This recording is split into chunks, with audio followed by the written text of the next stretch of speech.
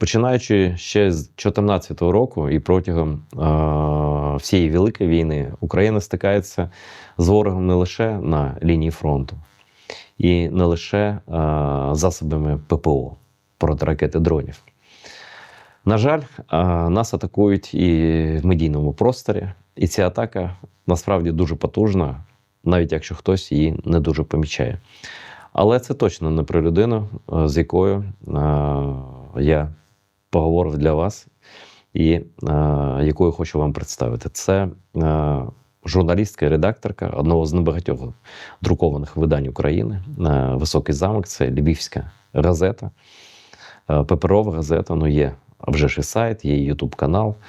І все це створила і вже десятки років робить головна редакторка Наталія Балюк. Пані Наталію я знаю кілька років, і протягом всього цього терміну я пишаюся тим, що вона робить.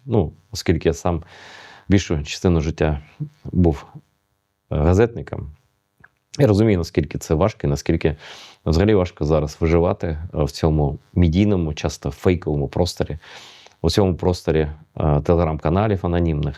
Як важко бути відповідальною журналісткою, відповідальною редакторкою, як важко керувати традиційним медіа, які, попри те, що багато хто каже, не вмирають. Вони живуть лише тільки тоді, коли вони справжні, коли до них мають довіру їхні читачі і коли журналісти чесно роблять свою роботу. Наталія точно з таких. Підписуйтеся на її YouTube-канал, який має назву «Болючі теми», який я постійно дивлюся. Там є, до речі, інтерв'ю і про Крим. Багато чого там є, і все це публікується також і в газеті «Високий замок», яка відповідає, насправді, це тавтологія, «Високий замок» дійсно відповідає високим стандартам журналістики. І Наталя і сама по собі людина дуже патріотична, і команда в неї така сама. І газета така сама, у чому ви переконаєтеся, коли подивитеся цю розмову. Сьогодні у нас у гостях дуже незвичайна людина, яку я давно знаю і поважаю. І вона унікальна ще й тим, що є редакторкою, жінкою-редакторкою однієї з дуже небагатьох уже, на жаль, паперових газет, паперових видань України.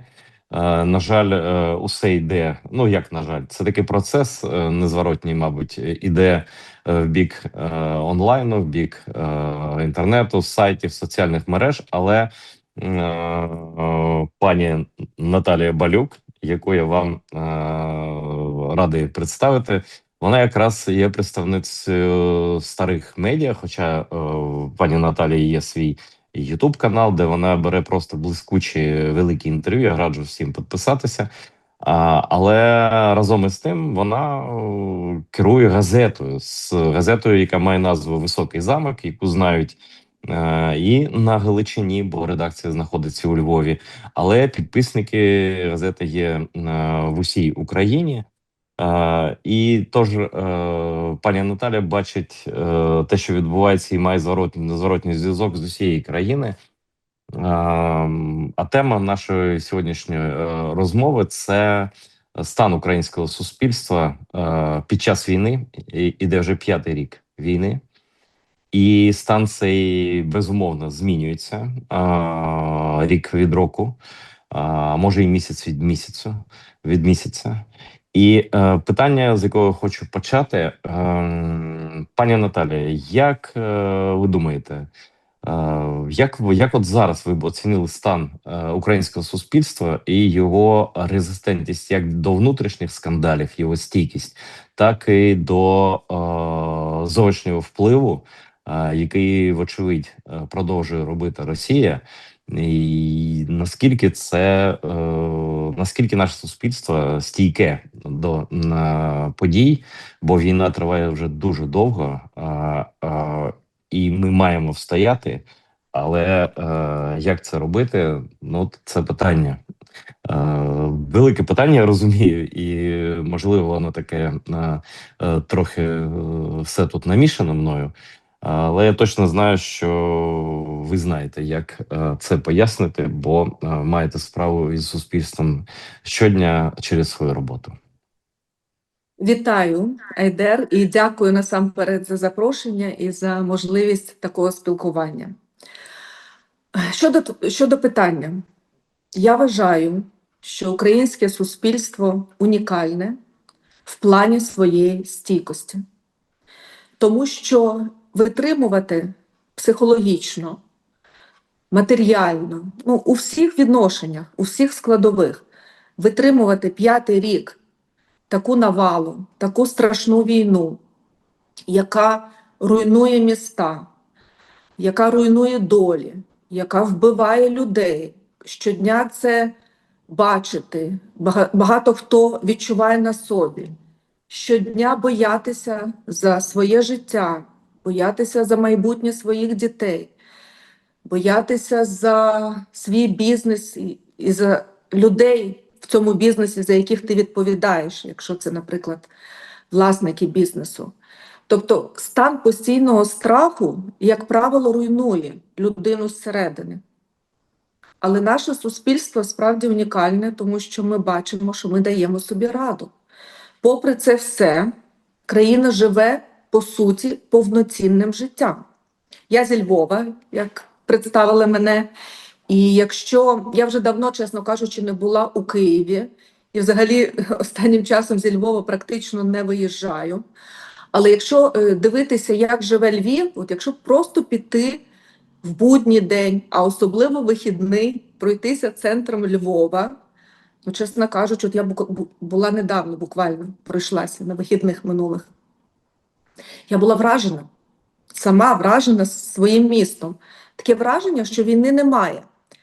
І це не є погано, бо багато хто може вважати, що ну от є там дві України, одна страждає під окупацією чи прифронтові зони, а інша начебто живе нормальним життям, можливо, навіть жирує, там, відпочиває, ходить по кав'ярнях. Ну це наші реалії. Це так і є, справді. Але я вважаю, що це добре, що оця тилова Україна, зокрема Львів, що вона живе от таким нормальним життям, тому що нормальність життя у Львові і, можливо, в інших містах дає можливість і дає якісь шанси, дає перспективу і дає надію для нашої країни, що вона виживе, що вона дасть собі раду. Тому що ці люди, які ходять в кав'ярні у Львові, той бізнес, який розвивається, вони платять податки. Вони дають роботу, робочі місця українцям, які не виїжджають, які залишаються у Львові, залишаються в Україні. На мою думку, це дуже позитивний сигнал і дуже оптимістично я на це все дивлюся. А це свідчить, що все-таки суспільство дуже сильно, внутрішньо, морально сильно, та й фізично сильно. Воно не тікає. Оці люди, які лишаються в Україні, які працюють, вони не тікають, вони тут. Ну, значить, вони вірять в цю країну. Ну, наприклад, і я так само. В мене і думки ніколи не було, щоб десь виїхати з України, шукати собі якогось кращого життя. В мене є газета, в мене є колектив, в мене є читачі, передплатники, підписники. От, можливо, ти казав перед тим, що ми поговоримо про також і медійний бізнес. Але на диво у нас передплата на високий замок практично не падає, що дивно. Так, звісно, вона трошки падає, я не скажу, що вона там росте, чи вона на одному рівні. Так, вона отак щопівроку трошечки так присідає, але немає якогось обвалу. Я боялася весь час з моменту ще коронавірусу, я весь час боялася, що в якийсь момент просто наші читачі відмовляться від паперової газети, і ми лишимося ні з чим. Ні. А це свідчить про те, що, ну, по-перше, це свідчить про довіру до нашого видання. Це свідчить про те, що наші читачі нас цінують, поважають. Дуже багато хто каже, що для них газета – це як член родини. Що якщо газета не прийде по передплаті, там листоноша, наприклад, не зможе принести, чи якісь проблеми, що газета не прийшла, для багатьох це трагедія, особливо людей старшого віку. Звісно, що наш читач переважно такий консервативний, це люди старшого віку, це не студенти і не молодь, але дуже часто це люди одинокі. Для них газета – це, по суті, член родини, а можливо, там одна з небагатьох розрад. і вони з нами залишаються. Це все свідчить про те, що люди вірять в майбутнє. Як газети, якщо вони її передплачують, так і в майбутнє нашої країни. І так само я, як редактор газети, я відповідальний за читачів і за колектив. Треба працювати, треба платити податки, треба платити зарплату. Я вам скажу, що за 35 років вже газеті буде. Ми ровесники незалежності. У нас день народження газети 7 вересня, тобто ми на 2 тижні молодші від України незалежної, новітньої. То, боже, забула, що я хотіла сказати, відволіклася. Так, перепрошую. За 35 років нашої газети ми не затримали зарплату нашим працівникам ні на день, ні на годину. Тобто ми завжди вчасно платимо зарплату. Аванс 15-го і зарплата 1-го або 2-го. Можемо навіть раніше заплатити, якщо це випадає на вихідні, тому що вважаємо, що людям перед вихідними бажано мати ці гроші. Це велика відповідальність, і я дуже хочу, щоб так воно і далі було. І я, як редактор, як людина відповідальна, я все для цього роблю. І я вважаю, що так само ці підприємці, ці українці, які залишаються в Україні, вони роблять дуже правильну справу, дуже потрібну справу для України на її перспективу. Тому це, я так може трошки узагальнюючи, але це свідчить про нашу українців, дуже велику стійкість і оптимізм. Я хочу спитати вас, Наталія, як редакторку Львівської газети. Наскільки серед людей, які зараз мешкають у Львові, а там багато людей з різних місць українських і регіонів через війну, але є і частина тих, хто має кримське походження, хто є кримцем етнічним. Наскільки в медіа, а вже ж час від часу згадується про Крим і нагадують ці теми, що ми не відмовляємося від Криму, що це ніколи не піде з порядку денного, що ми не змиримося з російською окупацією, що це тимчасово. А ось як ви, як мешканка Львова, як ви бачите, як ви відчуваєте присутність людей саме з Криму серед вас, і чи щось може змінилося у Львові, щось додалося кримського в суспільстві львівському, щось може в культурний контекст нове вписалося, і наскільки це людей цікавить? Ну, справді, у Львові дуже багато тимчасово переселених осіб, і якусь таку цифру чули 200 тисяч, але, знову ж таки, я можу помилятися, але досить багато і відчувається навіть так по місту. Значно більше з'явилися російської мови. Так мовити, ідеш, і ти так фоном чуєш, що люди ходять, російська мова присутня. До цього ставляться по-різному. Я спокійно, я толерантно ставлюся, тому що я розумію, що, можливо, з сходу України приїхали люди, які досі не вивчили мову. Якщо вони говорять між собою, це їхні проблеми. Якщо вони агресують, звісно, десь в якихось середовищах, це неприйнятно і бажано, щоб цього не було, тому що на таких моментах можуть також спекулювати наші вороги. Але я кажу, що я стараюсь бути максимально толерантною до таких моментів. Щодо кримців, як ти правильно кажеш, кримці, так? Тому що у нас недавно було інтерв'ю, теж студентка, до речі, зробила, вона писала дипломну роботу, і вона робила інтерв'ю з представниками різних національних меншин, які є у Львові. І там ми робили інтерв'ю для мого каналу, і я тепер знаю, як ти казав, що кримці. А там, що мене здивувало, ця людина, яка давала інтерв'ю, він представник, він казав кримські татари. Я навіть думала Ну, поправити. насправді можна і так, бо це ж Можна така і так, і так. Ага.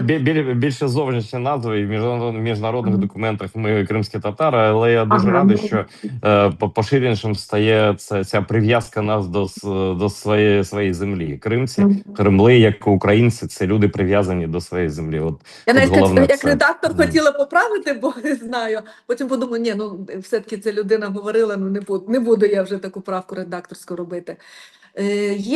Є багато дуже кав'ярень, ресторанів, тобто от, власне, кулінарного такого бізнесу. Він просто помітний. Тому що ти йдеш по місту, ти бачиш, так? Він помітний в соцмережах, в інстаграмах. Щодо такої культурного життя, ну, очевидно, воно 100% є також.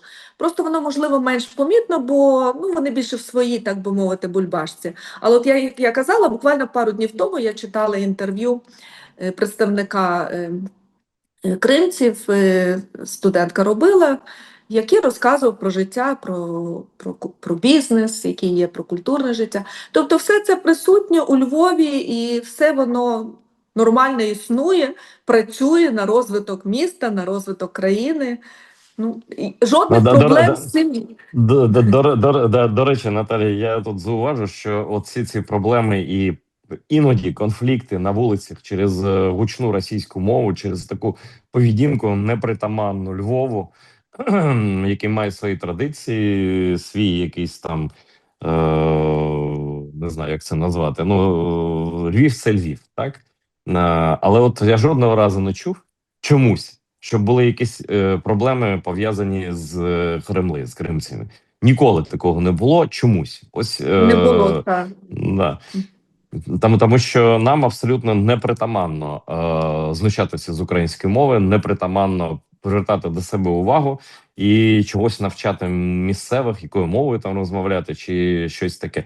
Я можу від себе сказати, я абсолютно знаю це, можу повторити, сказати про всіх, і в тому числі про наших кримців, які воюють у Збройних силах України, що ось вони точно знають, що у Львові їм завжди буде комфортно, що Львів завжди підтримує, він має великий волонтерський рух і повну тотальну підтримку корінного народу Криму. От це я в цьому я абсолютно певен. І я думаю, що ти одна з тих, хто і ваша газета, хто цю тему не залишає і не забуває про Крим ніколи.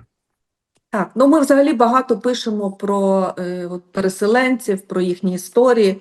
У нас прям є такий напрямок, є журналістка, яка за це відповідає, яка має шукати такі історії.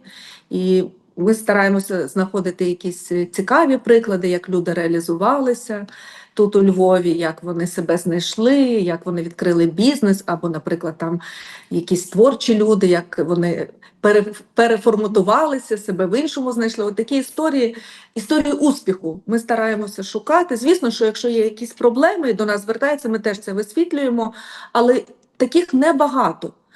Або ці люди справді самі собі дають раду, або просто, можливо, з проблемами не дуже світяться, але от якихось проблем, що хтось там, не знаю, їх ображає, чи зневажає, чи щось такого, ну от я просто не пригадую. Можливо, до нас не доходять, але такого нема. А от щодо мови я теж хотіла би сказати.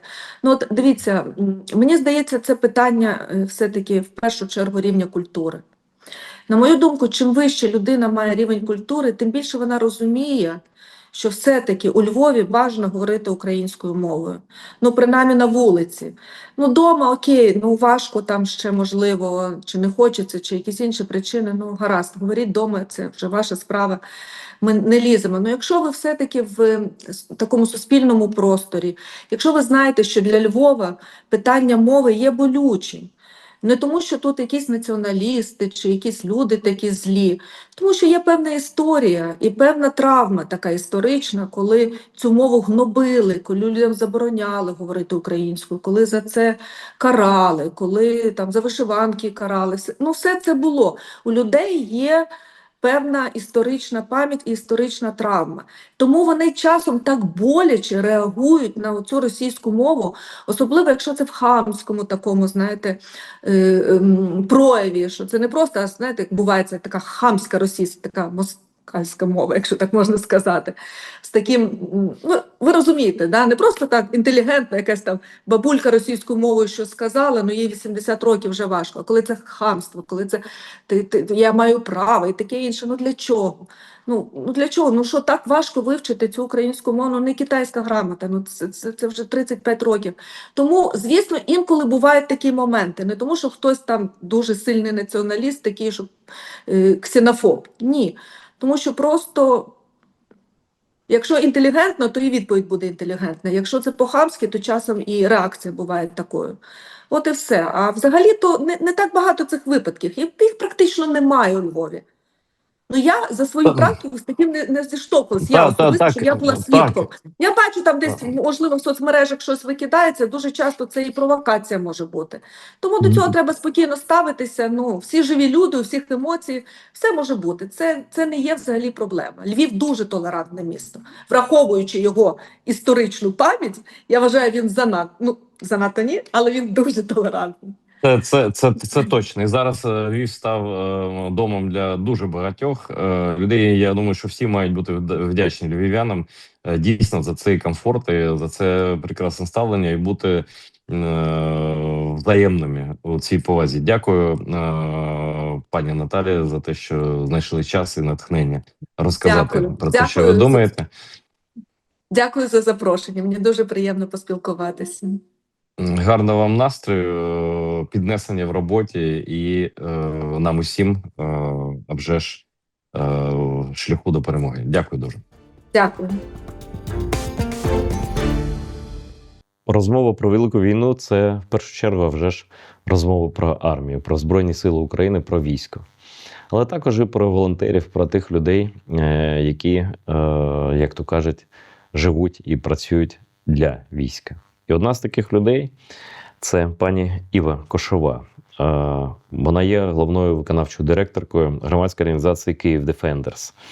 І вона є тою людиною, яка знає, що таке волонтерство із середини, яка знає, як змінюється волонтерський рух, як змінюється ставлення людей, як змінюються потреби, як змінюється свідомість суспільства щодо волонтерства.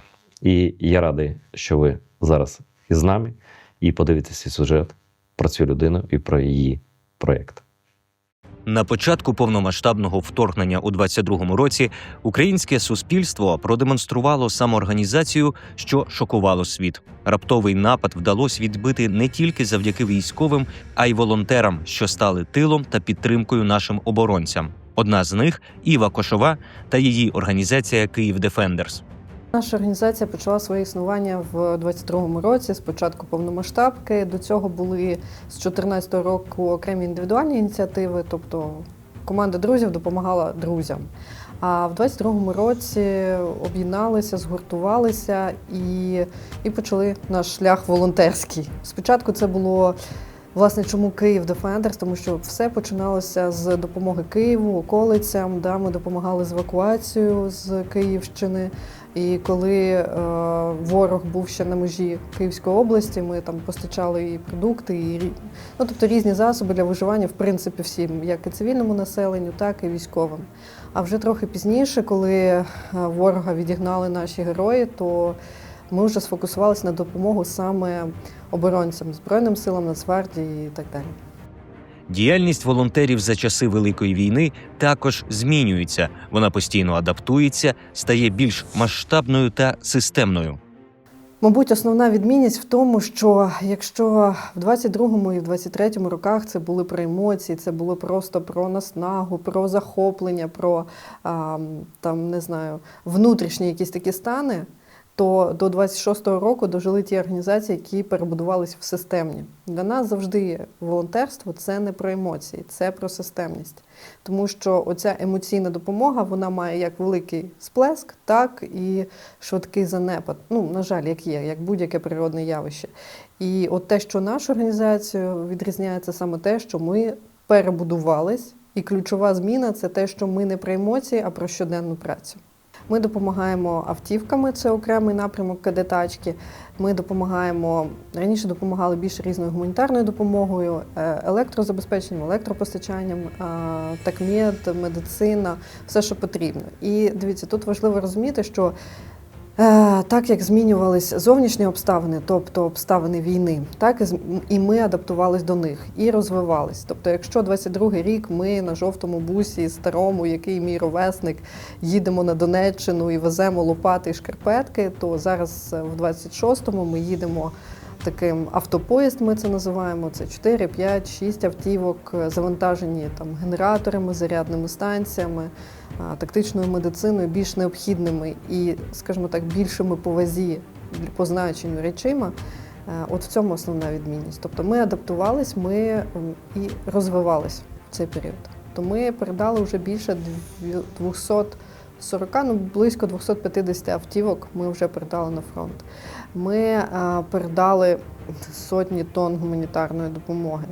Ми, давайте так, цифри за минулий рік, це ми надали допомогу на приблизно 33 мільйони гривень загалом для фронту. Через війну багато українців вимушені були покинути Україну, але в інших країнах вони допомагають, створюють осередки та інформують місцевих про ситуацію в Україні. Саме через це значна кількість допомоги йде до наших військових з-за кордону. А наша структура фандрейзу, мабуть, складається в більшості від закордонних партнерів. У нас дуже хороші комунікації з Німеччиною, з США, саме з американськими партнерами, з партнерами у нас насправді дуже широка географія, у нас є партнери навіть в Японії. Це досить далеко, але досить прикольно. Це і Чехія, це і Британія, і дуже багато країн нас підтримують. І саме не країн, а осередків там. Тому, і щоб важливо вказати, це те, що всі ці контакти, вони були напрацьовані нами. Тобто це не було, що у когось там були контакти, комунікації з бізнесу, по роботі, ще якось. Ми просто почали рити носом землю в 22-му році, шукати підтримку за кордоном. Для команди «Київ Дефендерс» важливо не тільки допомагати військовим, а й працювати з суспільством. На своїх форумах разом з іншими волонтерами ставлять за мету зберегти ту свідомість суспільства, яке воно продемонструвало у 2022 році. У нас така ціль – побудувати оце свідоме суспільство, свідоме громадянське суспільство, яке буде мати критичне мислення, яке буде думати, передбачати, і в це дуже хочеться вірити. А волонтери і такі благодійні організації, такі як ми, більші, менші, неважливо, це все люди, які мають особисту залученість в побудову нашого майбутнього. Нехай це звучить дуже пафосно, так? Але якщо просто розібрати, це люди, які взяли відповідальність не тільки за себе, за своє життя. Я заробляю гроші, я сам себе годую, я годую свою сім'ю. А ще й взяли відповідальність за дещо більше, за те оточення, яке вони мають. Іва Кошова наголошує, попри усі складнощі війни, для того, щоб зберегти свій дух на шляху до справедливої перемоги та миру, варто не забувати про хороше. Але я бачила багато хорошого, багато хороших людей. Хороших людей на фронті, хороших людей тут у нас в Україні і багато хороших людей за кордоном. І коли стається емоційний занепад, згадуйте про те, що є поруч люди абсолютно прості, не мультимільярдери, не генії, не якісь там суперлюди. Такі самі люди, як ми, які роблять щось хороше і отримують класний результат. І згадуйте про те, що є багато хороших людей і хороших людей більше. Людина, розмову з якою ви зараз побачите, абсолютно унікальна і абсолютно неперевершена у своїй справі. Це народний артист України, лауреат Шевченківської премії Тарас Компанійченко. Мабуть, ви вже чули про нього і чули в його виконанні гурту, який він створив, хорея козацька, пісень, старих пісень, пісень ще в стилі бароко, яким 300-200 років, які відтворюють тільки цей гурт і тільки Тарас. Тарас – людина дуже небайдужа, людина, яка постійно підтримувала Крим і кримців в їхній боротьбі. Людина, яка знає, можливо, про історію не менше, ніж про музику, а про музику він знає практично все. Крім того, Тарас із початку повномасштабного вторгнення в лави Збройних сил України. Він постійно в індустрої, постійно в дорозі, постійно з бійцями на лінії зіткнення. І навіть у найважчі часи на похованнях наших героїв. Тарас – людина, з якою завжди дуже приємно розмовляти, бо він щирий, бо він справжній, бо він не схожий ні на кого іншого. Саме таких унікальних людей я намагаюся запрошувати для вас, для того, щоб ви теж їх бачили, чули і робили свої висновки. З нами Тарас Компаніченко, відомий музикант, композитор, людина, яка дуже глибоко занурена в українську історію, зокрема музичну історію. Людина, яка є лауреатом Шевченківської премії і народним артистом України. Я дуже радий тебе бачити, Тараса. Вітаю, Ейдере, вітаю. Дуже радий бачити навзаєм. Хоч в такий спосіб. Ну, питання, можливо, всі зараз крутяться навколо одного того самого. Ти сам військовослужбовець, вже 5-й рік. І те, що зараз відбувається, це якийсь новий етап війни. Як ти його відчуваєш? І що ти думаєш про те, що на нас чекає наступними місяцями, роками?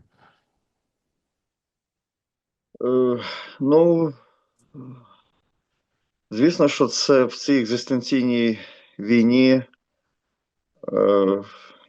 яка триває, нам, як і на початку, потрібно зберігати силу духу і працювати над технологіями, які би могли допомогти нам витримати, вистояти у боротьбі з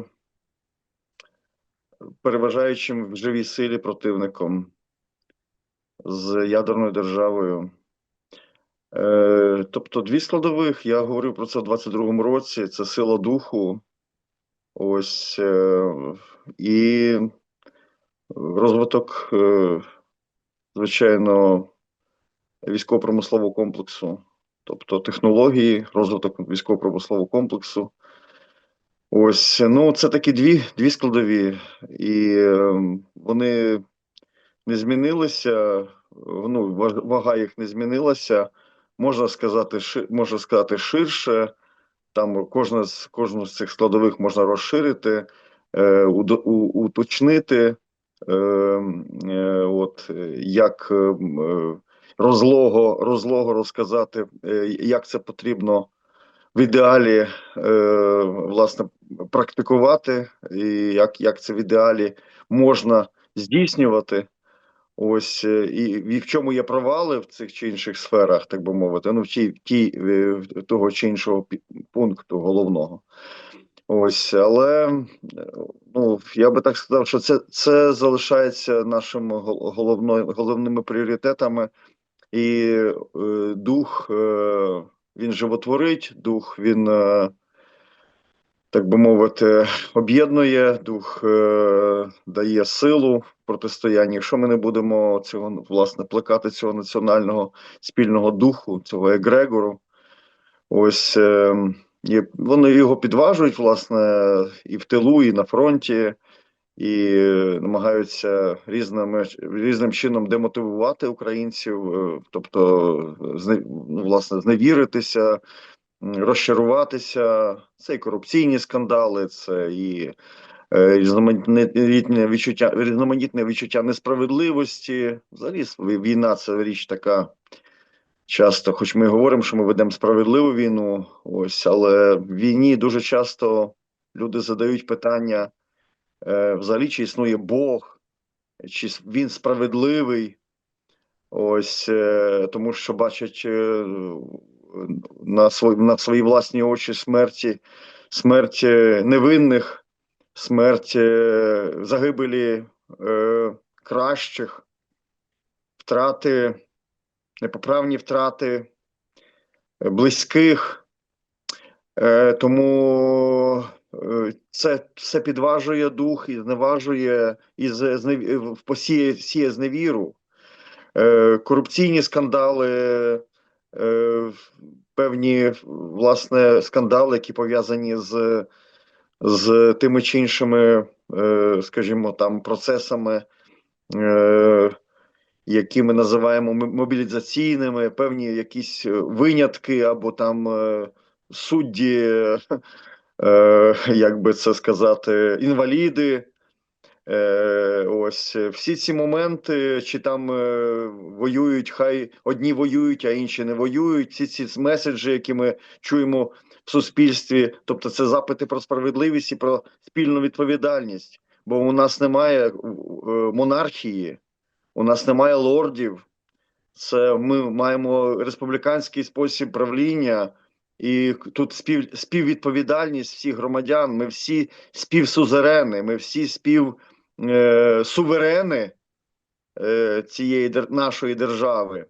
Тому, власне, коли є обраніші або вибраніші, або кращі між цими сюзеренами, то звісно, що постає питання, і це сіє зневіру.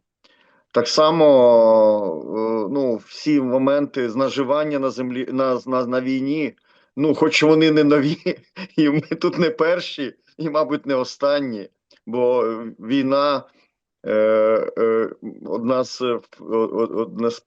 можна сказати, добрих приводів для корупціонерів і для нечесних людей наживатися на війні, на крові наживатися. І це було в багатьох суспільствах, в багатьох країнах. Ми знаємо добру історію.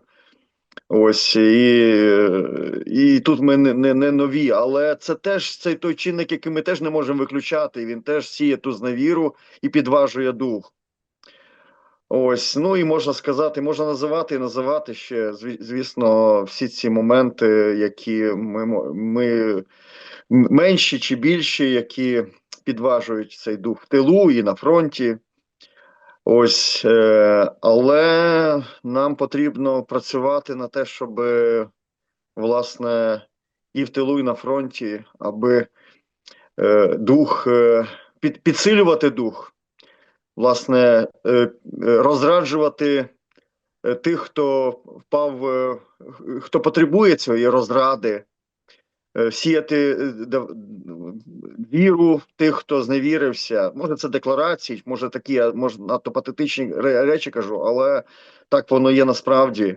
І ну, будити тих, що заснули, підтримувати тих, хто впав, хто підупав в дусі, підтримувати, розуміти, що, власне, підставляти плече тим, хто слабший, розуміти, що ми одна велика родина, і в нас немає чужих дітей, у нас немає чужих вдів, у нас немає чужих сиріт, немає чужих інвалідів, чи там це все наші брати і сестри, це наші діти, це наші матері.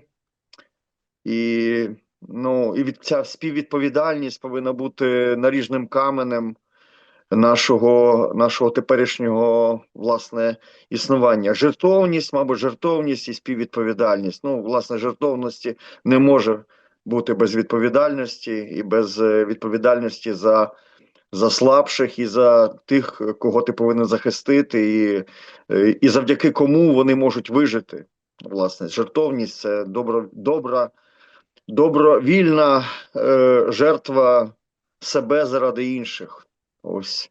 Ну, на цьому стоїть світ, на цьому стоїть, ми теж можемо приклади наводити в багатьох культурах, історичні приклади, завдяки великим жертвам попередників стоять і культури, і цивілізації. Якби не було жертв, добровільних жертв і великої жертовності справжніх вірних синів і доньок будь-якого народу, будь-якої нації, в історичній ретроспективі і в теперішні дні ми би просто, ну, світ би не вистояв, і ці народи б не існували. Тому от така у нас, можна сказати, важлива місія підтримувати цей дух, підтримувати віру і можна сказати, не просто декларувати, а жити по правді і сповідувати жертовне життя, і бути жертовними щодня і щогодини, і служити на спільній справі, нашій спільній справі. Ну і технології, звичайно, це теж, якщо демотивовані, якщо людей можна перекупити, якщо люди готові продатися за, як казав Шевченко, за шмат гнилої ковбаси, от, ти й матір продаси, знаєте, то якщо ці люди такі, ну, тобто потрібно, щоб у цих людей, що і розробляють технології, і їх виготовляють наші власне, нашу зброю, нашу ясну зброю, щоб вони були так само мотивованими, щоб вони були свідомими співгромадянами, свідомими, як кажуть, свідомими кметями, з тими свідомими, які це роблять не лише через якусь вигоду, або через те, що вони не йдуть, ну, скажімо, заброньовані від того, щоб від попадання на передову, але тому що це ну просто теж потреба, інакше от вони не можуть. Ну, тут знову ми йдемо до того самого ж, до щирості, до мотивації, до жертовності. Ну, ось таке, я бачу так зараз, сучасна війна на випробування, на витримку, хто витримає довше, хто вистоїть довше. І я тут нічого нового не сказав, тут ми всі про це говоримо, і кожного дня, я думаю, що кращі з нас, і ми всі вірні сини і доньки, віддаємо все для того, аби так сталося. Ти знаєш, от я хочу зауважити, що зараз, який жанр зараз модний, в музиці, там, не знаю, в живописі, в чому. Моя відповідь така, як людини, я не професійна людина. Зараз мода на все українське. І та сама молодь, і різні люди, вони ходять і на сучасну музику, і на камерну, і на будь-яку. Головне, що вона була українська, головне, вона може бути сучасною, може бути там електронною, будь-якою. Просто зараз у тренді все українське. І це такий новий цемент, абсолютно чистий такий український цемент, який будує і зараз спротив, він цементує, і будує майбутнє, зрештою. Абсолютно, ну я навіть от кажу, що зараз в умовах того, що скажімо так, є запит на все українське, на минуле українське. Тобто люди не знали свого, частина знала, але зацікавленість, ми до війни збирали там, скажімо так, майданчики, і філармонії, і оперні театри, тих людей, які цікавилися там, скажімо, добою української революції, піснями української революції чи добою українського бароко. Але зараз на порядок зріс попит на це. І те, що з'являється молоді, теж і гурти, які намагаються бути носіями, виконавцями, рушійними силами цього. Тому що є, з одного боку, є культурна, на це запит є суспільний, а з іншого боку, я щасливий, що молодь за це береться, і це не з кон'юнктури. Тобто, мабуть, ще частина там, можливо, можемо сказати, що в 22-му році хтось там перейшов з кон'юнктури, там чи щось таке, але ми навіть вже про це забули, тому що з кон'юнктури можна перейти, але ж потрібно утримуватися, потрібно весь час творити, бути співтворцем. Тому навіть ті жанри, до яких я, скажімо, ставився так досить з великою іронією, скепсисом, попса, я кажу зараз в наших зустрічах з особовим складом про те, що попса або мас-культ, який часто не є такими прямо високими взірцями. По-перше, у нас він набагато вищий, цей мас-культ. Це масова культура. У нас є амбіція, що ця масова культура повинна бути дуже високого рівня. І ця масова культура, Водночас, ну я вже не порівнюю її там з цими там московськими всякими блювотинням. Ось це просто на порядок вищий.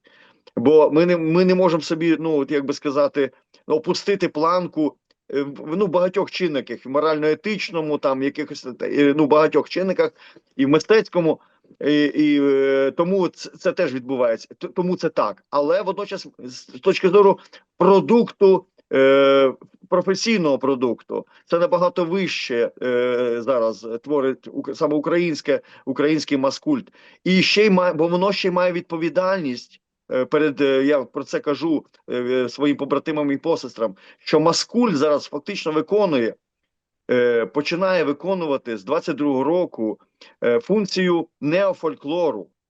Тому що фольклор, ми живемо в епоху, коли носії справжнього автентичного фольклору, ну, скажімо так, беремо за винятком маленькі групи молоді, яка підхоплює фольклор, яка є носіями, починає бути відтворювачами фольклорної спадщини, нематеріальної культурної спадщини нашої. Але водночас маскульт, маскульт починає виконувати функцію неофольклору, бо означує межі нашої культурної, можна сказати, ойкумени, нашого культурного простору, обмежі нашого, де ми культурою визначаємо, в тому числі нашу ідентичність і нашу причетність, власне, нашу культурну і національну ідентичність і нашу культурну спільність. І я хочу ще підкреслити, що дуже органічна кримсько-татарська культура і музика, і все решта дуже органічно вписалася в українську. І все, що нам раніше розповідали пропагандисти різні, що ми такі різні, виявилося, що не дуже ми різні, і що українці абсолютно вважають своєю Джамалу. І ми так само вважаємо своїм тебе, Тарасе, і твоїх друзів. Дякую. Я навіть зараз думаю, що я коли думаю там про тебе чи про Джамалу, я думаю про вас абсолютно однаково. Я не розділяю вас на кримців, українців. Думаю, так це ж одне й те саме. Ну це просто одне й те саме. Ну навіть про різницю імен ти забуваєш. От така сталася трансформація. Так, ну це я, до речі, нещодавно по дорозі я так само, до речі, дякую, Айдер. Я так само ці вже, знаєш, коли Ахтем, знаєш, з Сімьошкіною зробили цей театр ветеранів, знаєш, на базі Кримського дому, разом з, власне, з благословіння теж Олексія Дмитрашківського, знаєш, це все. І вони зробили це чудо, де вони не просто адаптовують, а роблять наших ветеранів і наших людей, які віддали сплатили дуже цінну, вже велику жертву на вівтар свободи і незалежності. То я бачу просто, що ця співпраця, наприклад, Кримського дому і Олі Сімьошкіної, там Семашко. Я скажу там, що це невістка Адироговцевої, видатна український хореограф. Ахтем Сейтаблаєв режисер і актор, і очільник Кримського дому. Ось то те, що вони створили цей театр ветеранів, і те, що це не просто реабілітаційний проєкт, але це високомистецький проєкт. Ось те, що взаємодії і спів, наприклад, Сусани Карпенко, як вона співає дивовижно кримсько-татарські пісні, те, що ми чуємо, як працює наш великий музикант ось Каріков, і це просто до речі, я їхав на фронт. Десь скільки це було назад, в мене було тут якесь теж відрядження на такі там внутрішньокорпусні наші заходи, спортивні змагання, там і Дунави, і ідея Ет-Ордо, такий фестиваль для молоді. І ми зустрілись по дорозі з з Каріковим, з нашим великим другом і з його музикантами. І, до речі, зробили фотографію, то я тобі перешлю. Ми просто, знаєш, коли ми ще познайомилися з ним в Бахчисараї, власне, вони прийшли на наш, це було дуже давно, в якомусь 2008 році. І відтоді триває наша дружба, і мені дуже приємно, що такі, і переплетіння долі, переплетіння власне, в служінні, тому що служити, відкривати справжню питому культуру. От українці з кримцями це з Кремли разом роблять, відкривають незнану, загублену, втрачену українську, кримсько-татарську культуру, яка підсилює нас, яка робить нас певнішими, яка робить нас господарями на цій землі. І водночас творять сучасну, актуальну культуру, яка вражає і нас, і весь світ. Немає чого додати. Дякую тобі, Тарасе, за те, що приділив час цій розмові. Вона дуже важлива. Я знаю, скільки ти робиш для війська, для всіх нас. І кожен твій концерт, кожен виступ – це абсолютно, я всіх закликаю ходити на концерти Хорей Казацької і Тараса Компаніченка. Це абсолютно надзвичайна подія, з якої виходиш, як не знаю, з якогось храму, якщо ти віруюча людина. А якщо не віруюча, то все одно як із храму. Дякую, Тарасе. Дякую. На все добре. До нових зустрічей. Все добре. Та тримаємося,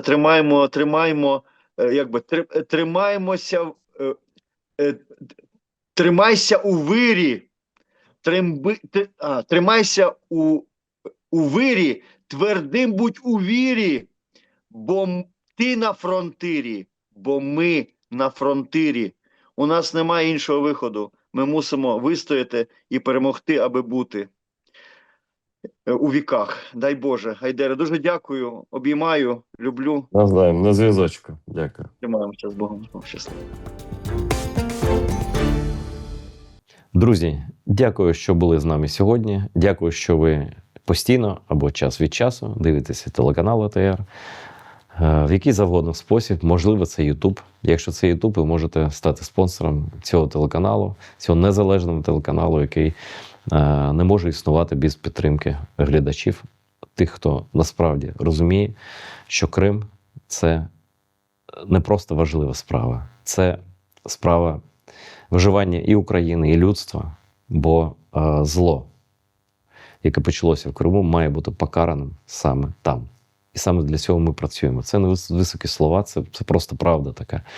Тому, якщо ви хочете допомагати, ви можете на YouTube-каналі стати спонсором телеканалу АТР і долучитися до підтримки нашої роботи, або ви можете зробити, в принципі, те саме, просто на іншому сайті, на сайті Patreon, про який ви, напевне, теж чули. Але обов'язково хоча б підпишіться і залишайте свої коментарі, які для нас теж дуже важливі. Бо будь-яка підтримка, моральна, матеріальна, яка завгодно, вона надихає нас працювати далі, робити для вас контент, який точно в Україні не робить ніхто. До нових зустрічей!